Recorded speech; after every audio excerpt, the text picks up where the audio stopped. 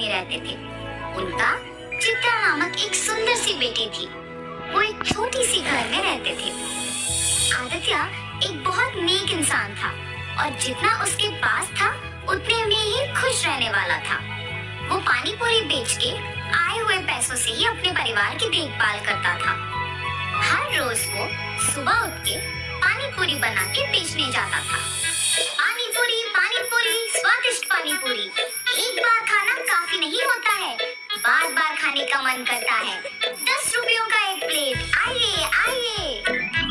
ऐसे पूरी गांव में जाते हुए बेचता था। उसके बनाए हुए पानी पूरी स्वादिष्ट रहने पर सभी लोग वहाँ खाना पसंद करते थे। रोज की तरह वो एक दिन पानी पूरी बेच के अंधेरा होने पर वापस घर जाते रहता है, जब उसे रास्ते में कुछ लोग भागते हुए नजर आते हैं। उसके पलक झपकते ही वो लोग गायब भी हो जाते हैं। कौन थे वो लोग? क्यों भाग रहे थे? और इतने में ही कहाँ गायब हो गए? ऐसे वो अपने आप में सोच रहा था जब उसे रास्ते के बगल में एक सूटकेस दिखाई देता है। ये किसका सूटकेस है? शायद किसी ने खो दिया होगा। सुबह मैं इसे जमींदार को दे देता हूँ, वो इसको उसके मालिक तक पहुँचा देंगे। ऐसे सोच के वो सूटकेस अपने साथ अपने घर ले जाता है। आदित्य की पत्नी उस सूटकेस को देख पूछती है, ये किसका सूटकेस है जी? मुझे नहीं पता, आते समय रास्ते में मिला था मुझे। क्या है सूटकेस में? नहीं, मुझे नहीं पता, मैंने देखा ही नहीं। अच्छा, तो फिर रुकिए, मैं पहले ये देखती हूँ कि इसमें है क्या। और ऐसे सूटकेस खोलती है। सुनिए, इधर आके देखिए तो कि इसमें है क्या। हाँ, क्या है? पास आके देखने पर वो सूटकेस हीरे, मोती और सोने से भरा हुआ था। देखा आपने? कितने हीरे, कितना सोना है इसमें। अब हमें कभी वापस मेहनत करने की जरूरत ही नहीं पड़ेगी। भावना, ये सूटकेस हमारा नहीं है, किसी ने खो दिया इसे। कल सुबह इसे जमींदार के हवाले करने इसे लेके आया हूँ। तो आप क्या इसे जमींदार को लौटाएंगे? हाँ, मैं ये स्वीकार नहीं करूँगी। हम इस सूटकेस को हमारे ही पास रखेंगे। आपको मेहनत करने की जरूरत ही नहीं पड़ेगी। हम आखिरकार बहुत खुश रहेंगे। अपनी पत्नी का उस बात ना स्वीकार करने पर आदित्य उसे दुख ना पहुंचाने के लिए उसे कुछ नहीं कहता है और सोच में पड़ जाता है। अगर मैं उन हीरे और मोती को लेता हूँ तो गलत है, पर अगर मेरी पत्नी वो सब लेती है तो वो मेरी गलती नहीं है ना।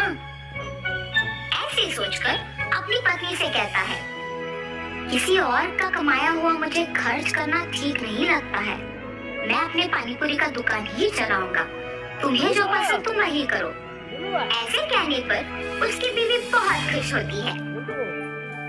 कुछ दिन बाद उसकी पत्नी मिले हुए हीरे, मोती और सोना बेच के बड़ा सा घर खरीदती है और वे सब उसी घर में चले जाते हैं। मगर आदित्य अपना पानीपुरी का व्यापार नहीं छोड़ता है।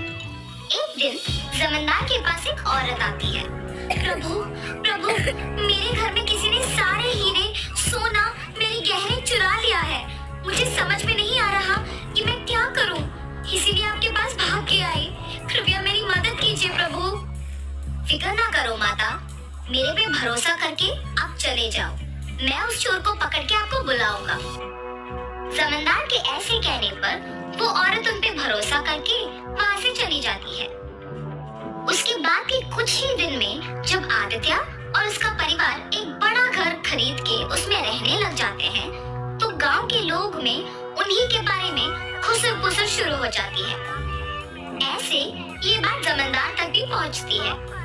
एक साधारण पानीपुरी बेचने वाला एकदम से इतना बड़ा घर कैसे खरीद पाया? पता नहीं प्रभु, किसी को नहीं पता।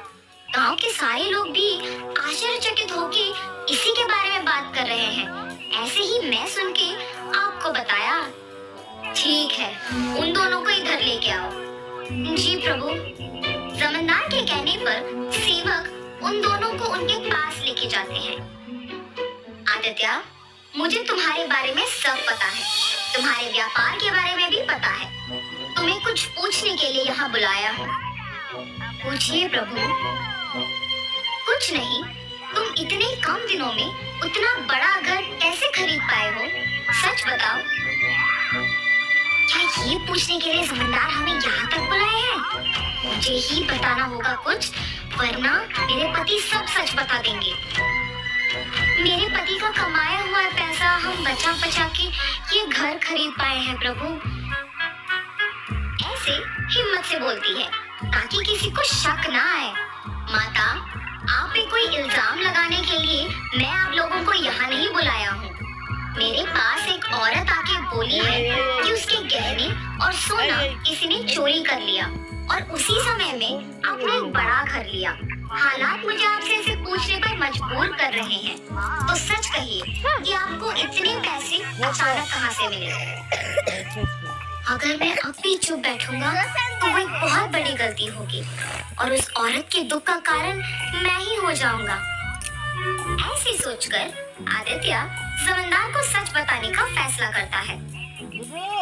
मुझे क्षमा करें प्रभु।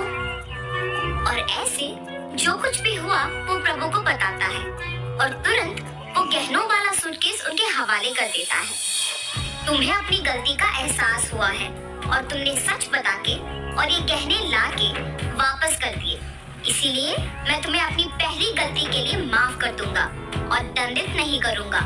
लेकिन याद रखना आदित्य, गलती ना करना जितना जरूरी है उतना ही जरूरी है गलती करने वालों को रोकना। ये कभी मत दोहराओ। जमींदार के माफ करने पर आदित्य उनके कृतज्ञ होता है और वहाँ से चला जाता है और जमींदार उन गहनों को उस औरत के हवाले कर देता है। आदित्य हमेशा की तरह अपनी पानी पूरी का व्यापार करता है और उसी से अपना घर को चलाता है। तो इस कहानी का नैतिक क्या है? गलती नहीं करना है ये तो सबको पता है और गलती करने वालों को प्रोत्साहित भी नहीं करना है ये